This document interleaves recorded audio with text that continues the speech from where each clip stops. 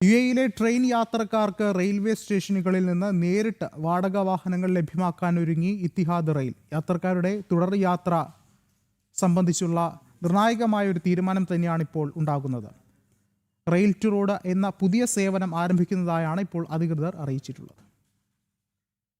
Rail to road പദ്ധതിയുടെ ഭാഗമായി പ്രമുഖ വാഹന വാടക കമ്പനിയായ ത്രിഫ്റ്റി കാർ റെന്റലുമായി 5 വർഷത്തെ കരാറിൽ എത്തിഹാദ് റെയിൽ ഒപ്പുവെച്ചു. ഇതോടെ യാത്രക്കാർക്ക് എത്തിഹാദ് റെയിലിന്റെ ഔദ്യോഗിക മൊബൈൽ ആപ്പ് അല്ലെങ്കിൽ വെബ്സൈറ്റ് വഴി ട്രെയിൻ ടിക്കറ്റിനൊപ്പം തന്നെ വാടക കാറും മുൻകൂട്ടി ബുക്ക് ചെയ്യാൻ കഴിയും.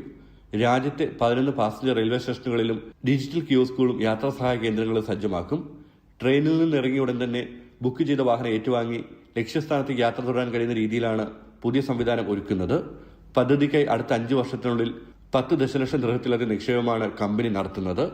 ആദ്യഘട്ടത്തിൽ 500 വാഹനങ്ങളാണ് വിവിധ റെയിൽവേ സ്റ്റേഷനുകളിൽ ലഭ്യമാക്കുക. യാത്രക്കാരുടെ എണ്ണത്തെ അനുസരിച്ച് വാഹനങ്ങളുടെ എണ്ണവും ഘട്ടംഘട്ടമായി വർദ്ധിപ്പിക്കും. നിർമ്മിത ബുദ്ധി അധിഷ്ഠിതമായ ബുക്കിംഗ് സംവിധാനവും പുതിയ സേവനത്തിന്റെ ഭാഗമാകും.